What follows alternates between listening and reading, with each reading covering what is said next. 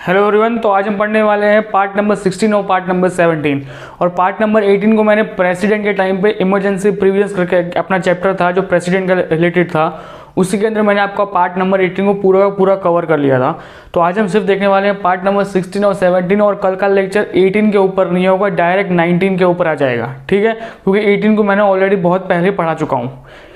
Okay तो आज हम देखने वाले हैं पार्ट नंबर 16 और पार्ट नंबर 17, जो कि दोनों की दोनों बहुत इंपॉर्टेंट है। कहीं ना कहीं आप इनको कॉन्सेप्ट बेस्ड समझो या इनके कुछ जो नियम कानून है वो समझ लो, तो भी आपके लिए बेनिफिट रहेगा, ठीक है। जैसे कि आपका पार्ट नंबर 16 में ना किन की बात की गई है, तो जो क्रिटिकल जो क्लासेस हैं, कुछ जो आप कह सकते हैं कि ST SC हैं, इनके बारे में बातचीत की गई है कि ये लोग को कितनी प्रिविलेज मिलनी चाहिए, इनको किस तरीके से स्पेशल पावर्स देनी चाहिए। उसकी जोगवाई आपको 330 से लेके 342 तक की गई है, ठीक है। 330 से लेके 342 तक की गई है, क्लियर। और 330 में क्या कहा है, देखो ये जो आर्टिकल्स आपको दिए ना, ये आर्टिकल्स यहाँ तक ये आपको लाइन बाय लाइन याद रह जाएंगी। कैसे बताएं। 330 में क्या कहा है कि लोकसभा के अंदर ST की SC की 84 सीट होनी चाहिए, ST की 47 सीट होनी चाहिए, क्लियर।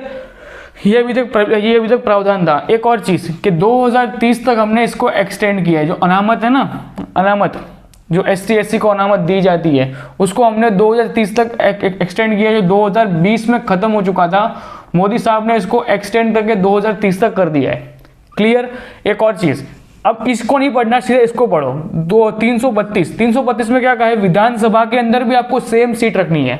क्या है, विधानसभा जो आपके पर्टिकुलर स्टेट के ऊपर डिपेंड करती है, आप उसके अंदर भी आपको सीट को रखना है, बट किस हिसाब से, उस विधानसभा की टोटल सीट के हिसाब से आपको सीटों को बांटना होगा, क्लियर।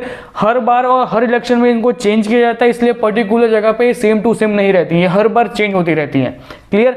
बट ये सीटें कंफर्म होती हैं, ये सीटें 84 SC के लिए 87 ST के लिए 47, इतनी सीट आपकी कंफर्म रहती हैं, ओके। इनके ऊपर चाहे चलता है 85 हो जाए, 48 हो जाए, जो चलता है, बट 83 या 46 होना वो कंपलसरी नहीं है। आपको कुछ भी करके आपको 47 84 करनी ही पड़ेंगी, क्लियर। एक और चीज ये समझ गए आप दोनों। अब आ जाओ इसके ऊपर। 331 एंग्लो इंडियन, 2 लोग रखे जाएंगे पार्लियामेंट के अंदर, किसके द्वारा, प्रेसिडेंट के द्वारा। वही सेम चीज 333 के अंदर एंग्लो इंडियन रखा जाएगा विधानसभा में, किसकी अनुमति से, गवर्नर या राज्यपाल की अनुमति से रखा जाएगा, बट इन दोनों को अभी निकाल दिया है, क्लियर। एक और चीज याद रखना, एंग्लो इंडियन उनको कहते हैं जिनके बाप इंग्लैंड के थे, जिनके पिताश्री इंग्लैंड के थे, हम उन्हीं को कह सकते हैं एंग्लो इंडियन, क्लियर। यह बात याद रखना, कभी पूछ सकता है किसी जगह पे, बट इनको अभी निकाल दिया गया, इसलिए इनको पढ़ने की जरूरत है नहीं। बट आपको इतना कॉन्सेप्ट याद होना चाहिए कि एंग्लो इंडियन उन्हीं को कहा गया है जिनके पिताश्री इंग्लैंड से बिलोंग करते थे, क्लियर, ओके। 334 से लेके 334 से लेके 337 तक, कहाँ तक, 334 से लेके 337 तक सिर्फ सर्विस की बात की गई है। सर्विस में मतलब आपकी सारी गवर्नमेंट सर्विस आ जाएंगी, किसके अंदर, इसके अंदर आपका प्राइवेट सेक्टर नहीं आएगा, क्लियर। इसके अंदर सिर्फ आपका गवर्नमेंट सेक्टर आएगा। क्या आएगा, गवर्नमेंट सेक्टर। उनकी सीट को लेके, उनको प्रमोशन को लेके किस तरीके से वो काम करेंगे, कुछ बहुत जगह पर उनको छूट छाट दी जाती है, राइट। तो वो सारी चीजें किसमें दी गई हैं, 334 से लेके 337 तक दी गई है, जिसके अंदर आपकी सारी सर्विस आएंगी। बस सर्विस कौन सी, गवर्नमेंट वाली, ठीक है। इसके अंदर आपका प्राइवेट का कोई भी जोगवाई की गई नहीं है, क्लियर। एक और चीज समझो, 338 में क्या कहा है, 338 में ये कहा गया है कि इनको बचाने के लिए कुछ चीजें करनी पड़ेगी कंपलसरी, जैसे कि national commission for the schedule caste, SC के लिए, किसके लिए, SC के लिए हम एक कमीशन बनाएंगे जो बहुत पावरफुल होता है, ठीक है। आपको इतना याद रख लेना है कि आपके ऊपर चाहे दुनिया में कुछ भी हो चुका हो, किसी भी प्रकार का केस चुका हो, कुछ भी हो चुका हो, बट अगर national commission for the schedule टाइड या फिर शेड्यूल कास्ट या SC या ST, इनके अंदर आपका केस गया है ना, तो याद रखना इनके पास बहुत पावर होता है, बहुत पावरफुल होता है। क्यों पता है, क्योंकि इनको सिर्फ एक ही इंसान को रिपोर्ट करना होता है, जो होता है प्रेसिडेंट, और ये लोग किसी को रिपोर्ट नहीं कर सकते हैं, क्लियर, ये इतने पावरफुल होते हैं। ST SC के जो कमिश्नर होते हैं ना, जो ये कमिश्नर बैठते हैं, इनके अंदर टोटल कितने मेंबर होते हैं? तो इसके 7 मेंबर हैं, इसके 5 मेंबर हैं, पूरे ऑल ओवर इंडिया से। क्लियर, तो ये इतने पावरफुल होते हैं ना कि इनको ये 7 लोगों को अपना रिपोर्ट हो ना सिर्फ प्रेसिडेंट को जमा करना होता है। और ST में जो 5 मेंबर है, इनको भी अपना रिपोर्ट कहाँ जमा करना होता है? प्रेसिडेंट के पास। ये लोग किसी भी इंसान को कभी भी डायरेक्ट सस्पेंड कर सकते हैं, इनके पास इतनी अथॉरिटी होती है, किसी भी इंसान को डायरेक्ट सस्पेंड कर सकते हैं, चाहे कोई भी हो। क्लियर, इनके पास इतनी अथॉरिटीज दी गई हैं। ओके, किसके अकॉर्डिंग? 338 और 338A। Clear, schedule caste, schedule trade, ठीक है, SC ST। क्लियर, अब आ जाओ सीधे यहाँ पे आपका कि 339 में क्या कहा है कि इनके विकास को लेके सरकार काम करेगी, इनके वेलफेयर को लेके, इनको आगे मोटिवेट करने के लिए और इनको इनकी प्रगति करने के लिए सरकार इनके काम कुछ करेगी। सेंट्रल डिपार्टमेंट, कौन से? यूनियन कह लो या सेंट्रल कह लो या पार्लियामेंट कह लो, ठीक है, वो लोग इनके वेलफेयर के लिए काम करेंगे। ओके, अब तो ये बात होगी हमारे, देखो इसमें अपने 2 चीज आती जाएगी। देखो, एक आगे जनरल कैटेगरी की बात तो कहीं की नहीं गई है, दूसरी चीज आगे ST SC की बात होगी। अब एक और चीज रहती है जो होती है आपकी OBC, वो हम पढ़ेंगे यहाँ पे 340 के अंदर। ये कहा है कि अदर बैकवर्ड क्लासेस, क्या है? अदर बैकवर्ड क्लासेस, जिसे हम कहते हैं OBC। क्या कहते हैं? OBC। OBC के अंदर भी आपके 2 तरह के पॉइंट आते हैं, जिसमें आता है आपका, पहला आता है क्रीमी लेयर, फिर दूसरा आता है नॉन क्रीमी लेयर। इसके अंदर 2 प्रावधान है। किस तरीके से? अगर आप क्रीमी लेयर के अंदर हो, किसके अंदर हो? क्रीमी लेयर के अंदर। क्या होगा प्रावधान? अगर आपकी पूरे साल की इनकम 8 लाख से ज़्यादा है, कितनी? 8 लाख से ज़्यादा, तो आपके ऊपर आपको मिलेगा नॉन रिजर्वेशन। आपको किसी भी प्रकार का रिजर्वेशन या छूट छाट या अनामत नहीं मिलेगी अगर आप क्रीमी लेयर में आते हो और आपकी सालाना इनकम 8 लाख से ज़्यादा है तो, ठीक है। दूसरा आता है नॉन क्रिमिनल, जिसकी 8 लाख से, जो पूरी इनकम 8 लाख से कम है, कितनी? 8 लाख से जिनकी इनकम पूरी कम है, वो किस में आएंगे? वो आएंगे रिजर्वेशन में। क्लियर, तो ओबीसी के अंदर भी 2 प्रावधान है। ये लोग तो ऑटोमेटिक रिजर्वेशन में आ जाते हैं, क्लियर, ये ST SC वाले ऑटोमेटिक रिजर्वेशन में आ जाते हैं, बट इसमें अंदर ओबीसी के अंदर भी आपके 2 प्रावधान दिए होते हैं, क्लियर। इसके अंदर आपका आता है क्रिमिनल, दूसरा आता है नॉन क्रिमिनल। ओके, जो क्रिमिनल वाले आते हैं वो आते हैं आपके नॉन रिजर्व में, उनको रिजर्वेशन नहीं मिलता क्योंकि उनकी सालाना इनकम 8 लाख से ज़्यादा है। नॉन क्रिमिनल कौन से होते हैं? जिनकी सालाना इनकम 8 लाख से कम है, उनको प्रावधान, उनको रिजर्वेशन दिया जाता है सरकार की तरफ से, क्लियर। ओके, अब आ जाओ कि इनके ऊपर भी बहुत बार डिस्कशन हुआ था कि इनको रखना चाहिए कि नहीं रखना चाहिए। उनके कुछ नाम हम देख लो आप। सबसे पहले इसकी मांग, सबसे पहले इसकी चर्चा कहाँ पे उठी थी? को काका कालेलकर ने 1953 में इसकी रिपोर्ट, इसको थोड़ा एनालिसिस किया था कि भाई अगर ST SC लोग हैं तो और भी ऐसे लोग हैं जिनके ऊपर हम कह सकते हैं कि इनको भी प्रिविलेज मिलना चाहिए, इनको भी कुछ स्पेशल चीज़ें मिलनी चाहिए, ठीक है। उनके बारे में बातचीत की गई, तो उनकी रिपोर्ट जमा कराई गई 1955 में, ठीक है। 1955 में उनकी रिपोर्ट को जमा कराया, पर उनकी रिपोर्ट को इतना कुछ लोगों ने चर्चे में लिया नहीं, ठीक है, क्योंकि वो अकेले इंसान थे। काका कालेलकर ने खुद ही अकेले इंसान थे जिन्होंने रिपोर्ट जमा करी, पर लोगों ने इनके बारे में इतना कोई डिस्कशन किया नहीं था, क्लियर। फिर सबसे बड़ा मुद्दा कब उठा पता? जब मंडल आयोग बना 1979 में। 1979 के अंदर BP मंडल है, BP मंडल जी ने अपनी रिपोर्ट जमा कराई 80 के अंदर, जब मोरारजी भाई देसाई की सरकार थी, और उसी के अंदर इन लोगों ने सीधा 80 के अंदर इसकी रिपोर्ट जमा कराई। और सरकार के अंदर बहुत सारे उछल खेल उस टाइम पे चल रहे थे, ठीक है। हर वो चीज़, कुछ सरकार गिर रही है, कुछ सरकार बन रही है, सरकार चल नहीं रही है, मतलब ऐसा काम कुछ हो रहा था कि भाई कुछ कोई तंत्र का कोई ठिकाना था ही नहीं, ठीक है। उसमें आ गए अपने 1990 के अंदर VP सिंह जैसे सत्ता में आए ना, उन लोगों ने कह दिया कि 27%, कितनी? 27% मिलनी चाहिए रिजर्वेशन ओबीसी को। तो अब यहाँ पे जनरल कैटेगरी वाले भी गुस्से में आ गए कि यार तुम लोग इसको भी दे दिया, इसको भी दे दिया, इसको भी दे दिया, तो जनरल कैटेगरी करेगी क्या? ये तो बताओ। समझो, सिंपल सी बात है, हम लोग जनरल कैटेगरी में आते हैं, ठीक है। आप समझोगे किसी भी भर्ती की सीट होगी, उसमें 1000 सीटें हैं, कितनी है? चलो 1000 ज़्यादा हो जाएगी, मैं बोलता हूँ 100 सीटें हैं, तो उसका 27% हो जाएगी ओबीसी। उनमें से कुछ सीटें जाएंगी ST SC, उनमें से कुछ सीटें जाएंगी महिला अनामत को, क्लियर। और उसके बची सीट किसमें आएगी? जनरल कैटेगरी के अंदर, जिसके अंदर बॉयज़ और गर्ल दोनों आ जाएंगे। तो समझ रहे हो? तो 100 सीट सिर्फ बोलने की होती हैं, बट उसके अंदर रिजर्वेशन को ST SC OBC गिनो, महिला अनामत गिनो, तो लास्ट में गिन के देखते हैं तो खाली 40% सीटें सिर्फ जनरल कैटेगरी में रहती हैं, क्लियर।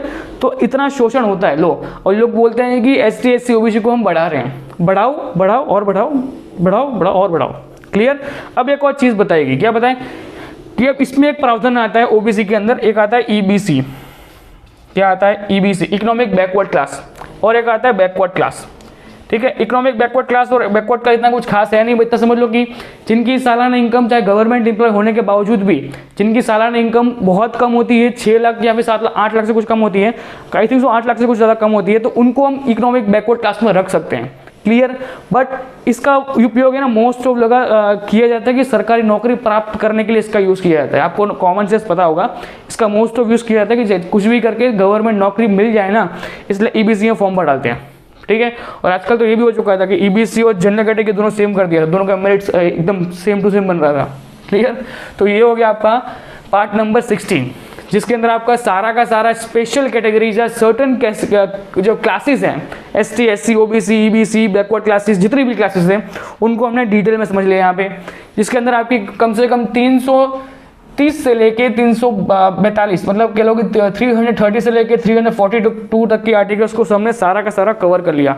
अब आप बोलोगे सर 41 और 42 तो आया नहीं, इतना कुछ खास है नहीं, इसलिए हमने उसको बाइफरकेट किया है, इतना कुछ उसके बारे में ध्यानचित नहीं दिए हैं। क्लियर। हाँ, एक और चीज़ है, अगर आपको पढ़ना हो तो मैं आपको बता देता हूँ कि 41 और 42 में क्या है। 41 में क्या आपका दिया हुआ पता है? 41 में ये दिया हुआ है कि एसटी, या फिर 42 में ये दिया है एससी, इनको कुछ चीज़ें बनानी हो, या फिर इन दोनों के अंदर ये प्रावधान दिया हुआ है कि प्रेसिडेंट, क्या प्रेसिडेंट चाहे तो किसी भी जाति को एससी या किसी भी जाति को एससी अनाउंस कर सकता है। क्लियर। ये आपका 41 42 में दिया हुआ है। क्लियर। तो आपका टोटल हो गया 330 से लेके 342 तक आपकी हर आर्टिकल्स को मैंने कवर कर दिया। क्लियर। इतना कुछ खास है नहीं 41 42 के अंदर, आपको देखना तो पढ़ सकते हो, पर आपको उसमें सिर्फ 2-3 वर्ड्स का ही दिया होगा, बट मैं प्रेफर करूंगा कि आप उसमें ज़्यादा डीप में ना जाइए। आप इतना याद रखिए कि भाई प्रेसिडेंट के पास पावर है कि वो किसी भी जाति को, कोई भी जाति हो, चाहे कोई भी जाति हो, उसको वो एसटी एससी में डाल सकता है अगर वो डिमांड करते हैं तो, बट उसके लिए उनको 2/3 की बहुमत लेनी पड़ेगी। कहाँ पे? संसद के अंदर या पार्लियामेंट के अंदर, दोनों के अंदर से किसी के अंदर भी। क्लियर। ये आपका दिया हुआ है 16, पूरा पार्ट नंबर 16 इसके बारे में दिया हुआ है। अब आ जाओगा पार्ट नंबर 17, जो वन ऑफ द ऐसा इंपॉर्टेंट पार्ट है जिसके अंदर लोग बहुत ज़्यादा कंफ्यूजिंग भी हो जाते हैं और बहुत ज़्यादा इतना कुछ खास है नहीं, बट लोग इसके बारे में ज़्यादा कुछ जानते नहीं हैं। ठीक है। ऑफिशियल लैंग्वेजेस क्या है इसका? ऑफिशियल लैंग्वेजेस क्या है? ऑफिशियल लैंग्वेज पार्ट नंबर 17 कहाँ से कहाँ तक है? 343 से लेके 351 तक है। 343 से लेके 351 तक इसके सारे के सारे आर्टिकल्स दिए हुए हैं, याद रखना है। इसके बाद आपका सीधा आ जाएगा पार्ट नंबर 18, जो कि आपका इमरजेंसी प्रिविलेज वाला है, जिसके अंदर हमने आपको सारी आर्टिकल्स पढ़ा दी गई है। 360 तक इसकी आर्टिकल्स आ जाएंगी और 360 के बाद आपका पार्ट नंबर 19 शुरू हो जाएगा। तो हम लोग कल देखने वाले हैं पार्ट नंबर 19, तो पार्ट नंबर 18 के लिए कमेंट मत करना। क्लियर। क्योंकि पार्ट नंबर 18 को मैंने बहुत पहले ही डिटेल में समझा दिया है। आप अगर आपको पूरी लिस्ट देखनी हो ना, तो यूट्यूब में ना मेरा एक प्लेलिस्ट दिखेगा आपको, जब मेरे चैनल खोलोगे ना, चैनल के अंदर आता है प्लेलिस्ट, वो प्लेलिस्ट के अंदर मैंने बनाया हुआ है इंडियन कॉन्स्टिट्यूशन की पूरी प्लेलिस्ट। उन प्लेलिस्ट को ऐसे ऊपर ऊपर ऊपर करते जाना है, उसमें एक टॉपिक मिलेगा प्रेसिडेंट के टाइम का, प्रेसिडेंट के टाइम पे एक टॉपिक मिलेगा जिसमें लिखा हुआ इमरजेंसी, उसको मैंने डिटेल में बता दिया है, डिटेल में समझा दिया है। क्लियर। तो उसको यहाँ पे नहीं समझाऊंगा। इंडायरेक्टली इतना देख लो कि आपके 360 कितनी 360 आर्टिकल्स हो जाएंगे आज। क्लियर। आपकी 395 आर्टिकल्स को पढ़नी है, मतलब आपकी कुछ कुल मिला के कुछ 35 आर्टिकल्स आपकी बची रहेंगी जो आपको पढ़नी है। सोच लो आपका पूरा का पूरा कॉन्स्टिट्यूशन खत्म होने वाला है बहुत जल्दी अब। फिर अभी हम देखते हैं ऑफिशियल लैंग्वेजेस। तो 343 इसमें क्या कहा है कि हिंदी आपकी राष्ट्रीय भाषा रहेगी। क्लियर। बट और एक चीज़, जब हमने इसको अपनाया नहीं था, इसको हमने अपनाया कब? 14 सितंबर 1949 को, और उसी दिन हम बनाते हैं हिंदी दिवस के रूप में। ठीक है। और एक चीज़ हमने उसके काउंट्स में लिखी थी क्या, कि इंग्लिश हमेशा हमारी हेल्पफुल लैंग्वेज रहेगी। क्या रहेगी? हेल्पफुल। हमारी मददगार लैंग्वेज हमेशा कौन सी रहेगी? इंग्लिश रहेगी। हमारी ऑफिशियल लैंग्वेज कौन सी होगी? हिंदी। क्लियर। एक और चीज़ 344 क्या चीज़ है बताएं, कि अगर किसी भी राष्ट्रीय लैंग्वेज को या फिर किसी भी राज्य लैंग्वेज को चेंज करना है, मतलब जो हमारी राष्ट्रीय लैंग्वेज, जो ऑफिशियल लैंग्वेज जो हिंदी, उसको चेंज करना हो, या फिर किसी पर्टिकुलर राज्य की कोई लैंग्वेज है हमें वो चेंज करनी है, तो उसके लिए हमें कोई भी एक सबसे पहले कोई भी एक कमीशन बनाना होगा। उसके बाद हमें JPC क्या है? JPC, आपको उसका निर्माण करना होगा, जॉइंट पार्लियामेंट कमेटी का निर्माण करना होगा, जिसके अंदर पूरा जॉइंट सेशन होगा, उसके अंदर आप पारित कराओगे, उसके बाद जाके कोई भी चीज चेंज हो सकती है, अदरवाइज चेंज नहीं हो सकती है। क्लियर। अब आज सीधा आपका 345 में, 345 में क्या कहा है कि किसी भी पर्टिकुलर राज्य की खुद की अपनी ऑफिशियल लैंग्वेज होने के साथ साथ, सपोज अगर मैं गुजरात से हूं तो यहाँ पे ऑफिशियल लैंग्वेज गुजराती, कौन सी राज्य लैंग्वेज कौन सी होगी, तो होगी गुजराती, ठीक है। और उसी के साथ साथ गुजराती के साथ साथ हेल्पफुल लैंग्वेज कौन सी होगी हमारी, तो होगी इंग्लिश। क्यों? क्योंकि 343 में ऑलरेडी अनाउंसमेंट कर दिया है कि हर राज्य के अंदर English as a helpful language use होगी। मतलब इंडिया के अंदर अगर मेरा गुजरात है तो गुजरात के अंदर 3 लैंग्वेज होगी, कौन कौन सी होंगी, हिंदी, गुजराती और इंग्लिश। क्लियर, ये चीज दी जाएगी। ओके, अब आ जाओ 346 के अंदर। इसके अंदर एक कमीशन ने ना एक चर्चा में एक बताया गया था, और चर्चा इस बात की थी कि भाई अगर स्टेट टू स्टेट कम्युनिकेशन हो रहा है, क्या हो रहा है, स्टेट टू स्टेट कम्युनिकेशन हो रहा है, फिर सेंट्रल टू स्टेट कम्युनिकेशन हो रहा है, तो इसके अंदर आपको प्रिफर करना है भाषा हिंदी। ठीक है, क्या प्रिफर करना है, हिंदी या इंग्लिश भाषा का आपको प्रिफर करना है।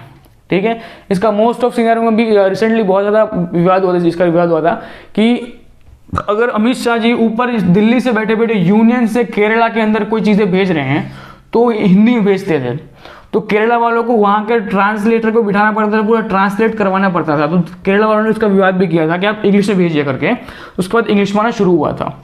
ठीक है, इतना कुछ लाइन लाइन में पकड़ा नहीं गया था क्योंकि इतना कुछ ज़्यादा कॉन्ट्रोवर्सी में था नहीं। इसलिए इंडिया के अंदर दो तीन चीज़ें बहुत चलती हैं, या तो आपके पास टैलेंट होना चाहिए, आप गाली बोल सकते हो, या आप अच्छा पढ़ाने होने चाहिए, या तो आप देश विरोध में या फिर देश के लिए कुछ भी बोलते जाओ। ये 2-3 चीज़ें हैं ना बहुत ज़्यादा ट्रेंडिंग में चलती हैं इंडिया के अंदर। बाकी जैसे हमारे जब पढ़ाते हैं तो हम लोगों का कुछ ना कुछ चलता बोलता नहीं है, क्योंकि लोगों को क्या होता है, वो जो सुनना होता है ना, जो सुनना, ये कुछ ना कुछ लोग बोल रहे हैं, उनको सुनने में बड़ा मज़ा आता है।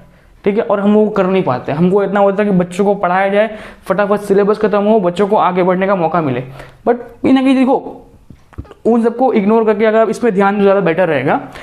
ओके, 347 क्या कहता है पता है कि उस पर्टिकुलर पॉपुलेशन, मतलब उस पर्टिकुलर स्टेट की अगर पॉपुलेशन बोलेगी कि हमें ये, सपोज इट के गुजराती है, ठीक है, गुजराती लोग ये कहते हैं कि भाई नहीं, अब हमें गुजरात में से गुजराती निकाल देनी है और हमें हिंदी लैंग्वेज को एक्सेप्ट करना है।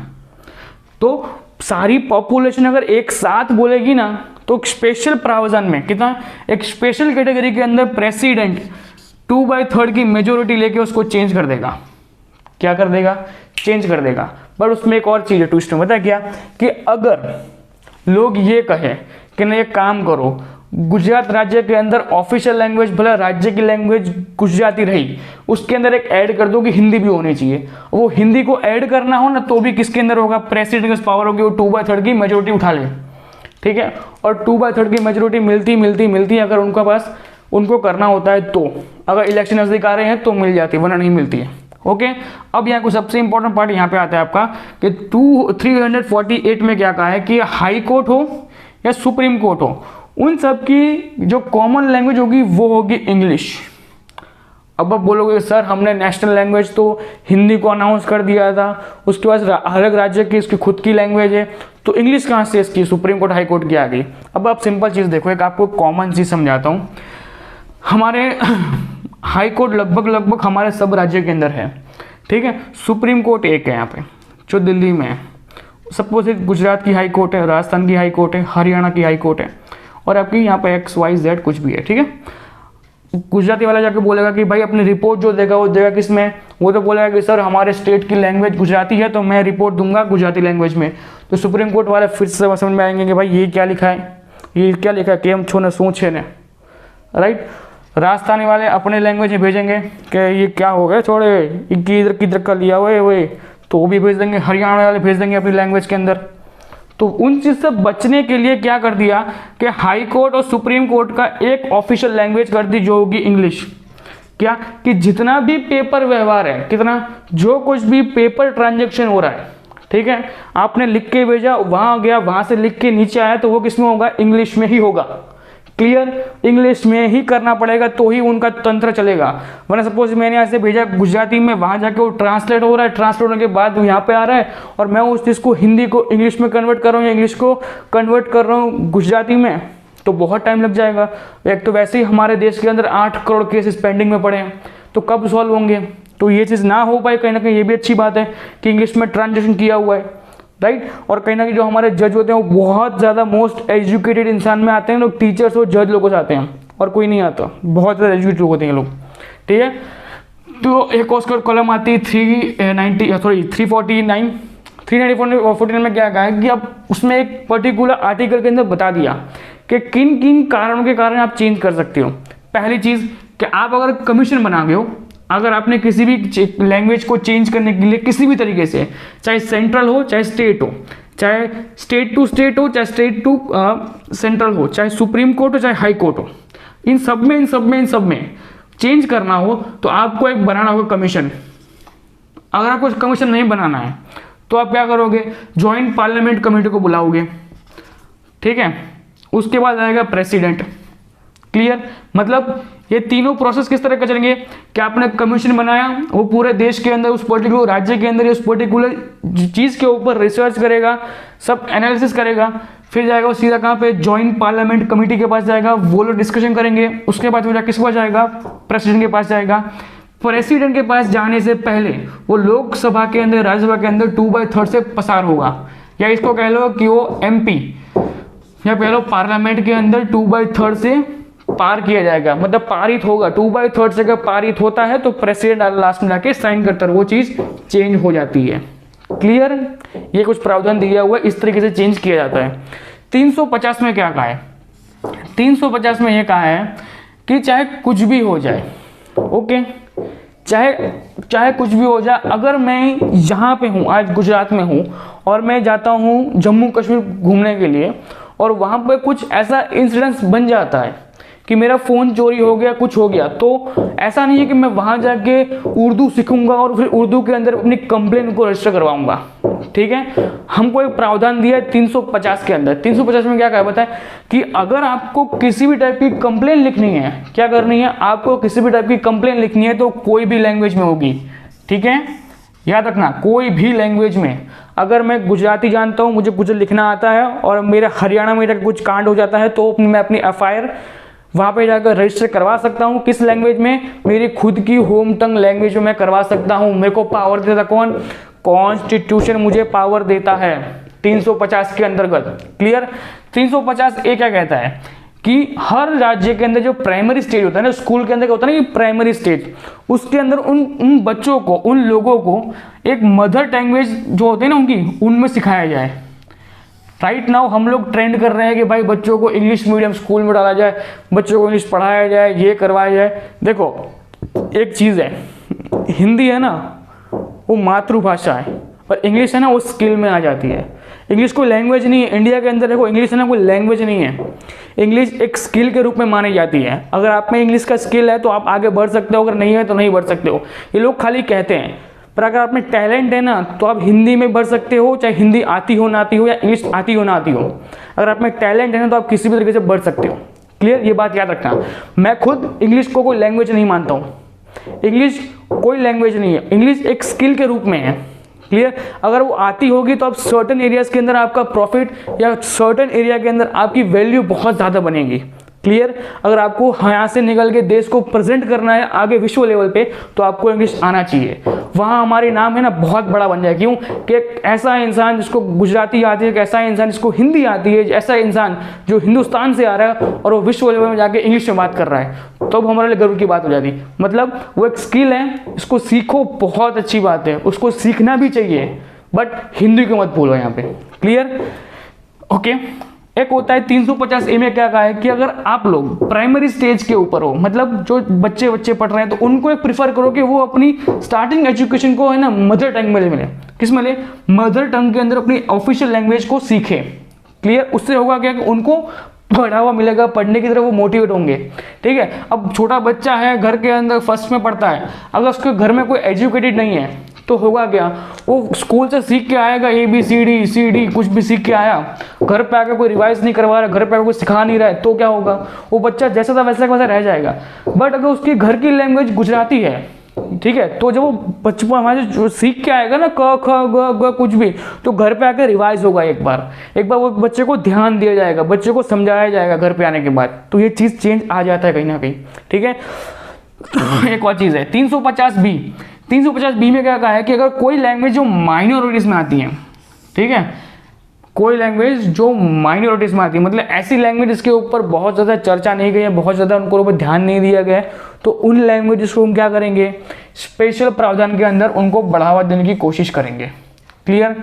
और एक चीज़ तो लास्ट आर्टिकल 351 क्या बोलती है, 351 क्या कहता है कि भाई हम लोग डेवलप करेंगे हिंदू राष्ट्र को और हिंदू लैंग्वेज को, सॉरी हिंदू राष्ट्र को नहीं, हिंदू लैंग्वेज को हम लोग डेवलप करेंगे, आगे बढ़ाएंगे, उनका प्रोत्साहन करेंगे, लोगों तक हमारी लैंग्वेज को पहुंचाएंगे। हमने किस में कहा है, 351 में कह दिया है। ओके, कौन करेगा, तो सेंट्रल करेगा, बट ये जवाबदारी सेंट्रल की नहीं है, ये जवाबदारी देश के हर एक नागरिक की है कि वो हिंदी को अपनाए और हिंदी को एक विश्व लेवल तक पहुँचाए, वो हमारे सबकी एक जवाबदारी है। क्लियर। वो सब हम सबकी एक कह सकते हैं कि हमारी खुद की एक होती है कि हम अगर हिंदुस्तान में बॉर्न हुए ना, अगर हम हिंदुस्तान में पैदा हुए हैं, तो कहीं ना कहीं ये चीज़ होनी चाहिए कि आपको हिंदी ढंग से बोलनी आनी चाहिए, हिंदी के बारे में आपको ज्ञान हो या ना हो, पर आपको हिंदी को सपोर्ट करना होगा हर जगह पे। क्लियर। क्योंकि आपको हिंदी कहीं ना कहीं कहीं भी चले जाओ, आप देश के किसी भी कोने में चले जाओ, उसको हिंदी में बात करोगे ना, उसको हिंदी समझ में आ जाएगी। क्लियर। चाहे वो अगर सपोज अगर मैं यहाँ से जाता हूँ केरला, ठीक है, और मैं केरला में गुम हो गया हूँ, तो अगर मैं केरला में जाने के बाद अपनी किसी भी लैंग्वेज में मेरे को हिंदी आती है, तो मैं हिंदी में जाके उससे थोड़ी देर बात करूँगा ना, 5-6 मिनट बात करूँगा ना, तो उसको कहीं ना कहीं आइडिया आएगा कि नहीं इस बंदे को आता है, कुछ तो आता है इस बंदे को, ये कुछ कंप्लेन कर रहा है, कुछ बोल रहा है। बट अगर मेरे को वहाँ कंपल्सरी वो बोले कि नहीं भाई तेरे को केरला में समझा, तो उसको भी नहीं आएगा, मतलब मेरे को भी नहीं आएगा ना, मैं कुछ ढूंढ पाऊँगा। क्लियर। तो कहीं ना कहीं ये बहुत अच्छी बात होती है कि आप हिंदी को सीखिए, हिंदी को समझिए, तो बहुत बेटर रहेगा। क्लियर। तो आज हमने देखा कि पार्ट नंबर 16 और पार्ट नंबर 17। क्लियर। और पार्ट नंबर 18 को हम लोग नहीं देखने वाले, क्योंकि हमने ऑलरेडी प्रेसिडेंट के टाइम पे उसको देख लिया था। ऐसा होगा तो मैं एक बार रिविजन करवा दूंगा कि कौन से आर्टिकल में क्या दिया हुआ है। अदरवाइज हम लोग कल देखने वाले हैं पार्ट नंबर 19। तो मिलते हैं नेक्स्ट लेक्चर में। जय हिंद।